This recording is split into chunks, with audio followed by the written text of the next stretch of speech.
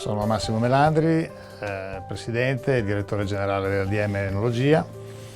Io sono in azienda dal 1988, sono il figlio di Rino Melandri e in azienda ho fatto un po' tutte le esperienze nei settori enologia e filtri, a livello acquisti, produzione, a livello di controllo di gestione. Negli ultimi anni, insieme a mio fratello Giuseppe, ho assunto la direzione della DM Enologia cercando di migliorare tutto quello che erano gli aspetti e il potenziale che l'enologia aveva, e direi che sono molto contento del risultato che stiamo ottenendo e vedo anche delle ottime prospettive per il futuro. Ho avuto un grande maestro. Prima mio padre ha detto che i suoi figli hanno preso il meglio di lui, delle cose migliori che lui poteva dare. Ed è vero, perché ci ha insegnato veramente tanto in questi anni, nel rapporto con le persone, nel rapporto soprattutto con i dipendenti, nel rapporto con i clienti, e questo per noi è stato sicuramente un insegnamento importante che rimane. Quando una cosa si impara non si scorda mai. Il rapporto con i dipendenti è sempre stato un aspetto importante per me e credo anche in generale per lo sviluppo e la crescita dell'azienda. Avere un buon ambiente di lavoro è fondamentale per poter poi avere tutti gli stimoli e avere il personale che rende il massimo che può dare.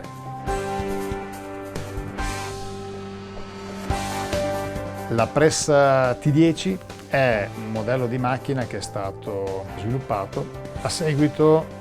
diciamo, del grosso successo delle linee continue Florsvin Enotorq. Nelle cantine si è sempre sentito maggiormente l'esigenza di avere una qualità maggiore del prodotto e quindi un'evoluzione tecnologica era necessaria. Prendendo spunto da macchine più famose francesi, abbiamo sviluppato questa gamma di macchine che era costituita da Pressa T5, T10 e T20, che ha avuto un periodo, diciamo così, di transizione negli anni 80 dove si calava progressivamente la vendita di torchi, linee continue, Florsvin Enotorq, e c'era appunto l'esigenza di avere maggior qualità.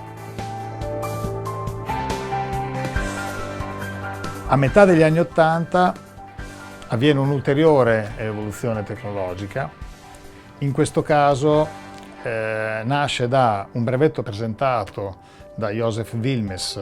nel 1956, quindi molto in anticipo rispetto ai tempi e allo sviluppo del mercato, e DM inizia a sviluppare le prime presse a membrana soffice,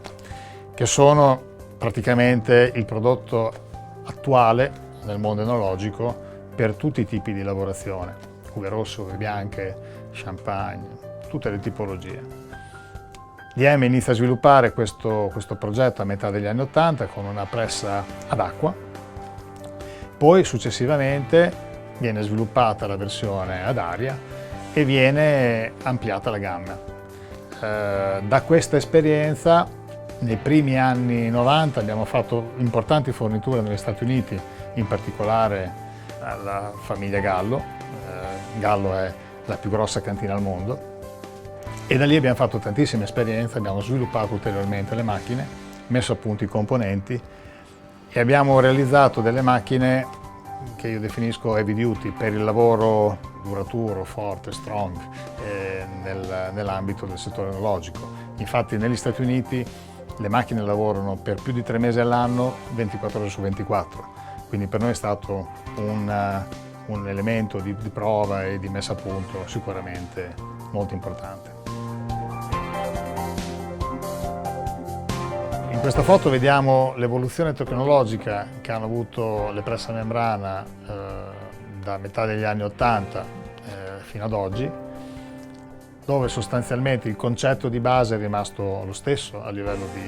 di principio di funzionamento, ma si è evoluta enormemente dal punto di vista tecnologico per quanto riguarda i controlli, il miglioramento dei cicli di produzione e andare sempre incontro a quelle che erano tutte le esigenze dei nostri clienti. Quindi abbiamo avuto uno sviluppo enorme per quanto riguarda i materiali e la gestione delle macchine, per ottenere il miglior risultato da ogni singolo prodotto che il cliente ci metteva a disposizione. Parliamo di uve rosse, parliamo di champagne, parliamo di uve bianche, delle diverse tipologie che si possono trovare in giro per il mondo, quindi uve difficili, uve da tavola, uve facili, cercando sempre di migliorare tecnologicamente le performance delle nostre macchine in termini di velocità di processo e qualità del prodotto ottenuto. Negli ultimi 3-4 anni, da quando sono più coinvolto direttamente nel settore enologico, abbiamo sviluppato anche competenze per la realizzazione di impianti completi. Abbiamo avuto diverse esperienze in collaborazione con il nostro partner, che storicamente ha sempre realizzato cantine di grande dimensione, e abbiamo portato avanti un ulteriore sviluppo dell'automazione delle macchine, facendo impianti completamente automatici. In pratica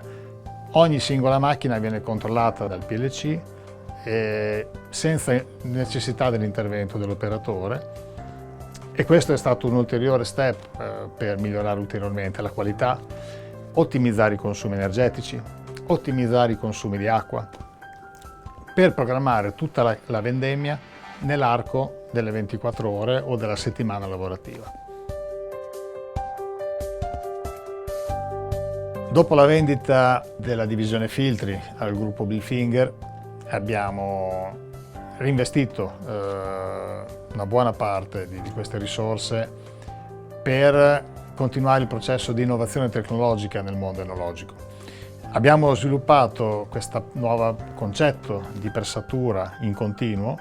dedicato prevalentemente a uve rosse e termovinificate, che abbiamo denominato QC620, che dà continuità di processo con un'elevatissima qualità del prodotto, avendo anche il vantaggio della completa automazione. Quindi la macchina si autoregola durante tutte le fasi di processo, anche quando il prodotto cala, il prodotto aumenta. E le esperienze fatte nella cantina di Concitoro in Cile ci hanno portato a sviluppare un software veramente importante che connota la nostra vocazione alla ricerca e sviluppo,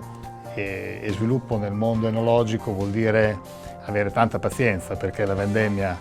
c'è 2 volte all'anno, una volta nell'emisfero sud, una volta nell'emisfero nord, e i costi di sviluppo sono veramente alti, il periodo di test è molto limitato, quindi sviluppare un prodotto può richiedere fino a 3, 4, 5 anni di tempo. Quindi è una sfida sicuramente importante, che però noi ormai abbiamo reso parte del nostro DNA, e quindi riusciamo a fare queste nuove macchine, nuove tecnologie, nonostante le difficoltà del settore. Cosa vedo nel futuro dell'azienda? Vedo un consolidamento del mercato che noi abbiamo, un ampliamento della gamma dei prodotti. Abbiamo superato, secondo me, il problema degli anni 70-80 del lavoro stagionale, perché nonostante ci sia comunque il problema della stagionalità del nostro prodotto, la produzione è distribuita durante tutto l'anno, e comunque facendo anche progetti di cantine complete riusciamo a distribuire meglio il fatturato di tutto l'anno, senza avere le grosse difficoltà che hanno avuto negli anni 70, quando avevano tantissimi dipendenti, oltre 200 dipendenti, e avevano un periodo di consegna di lavoro delle macchine molto ristretto.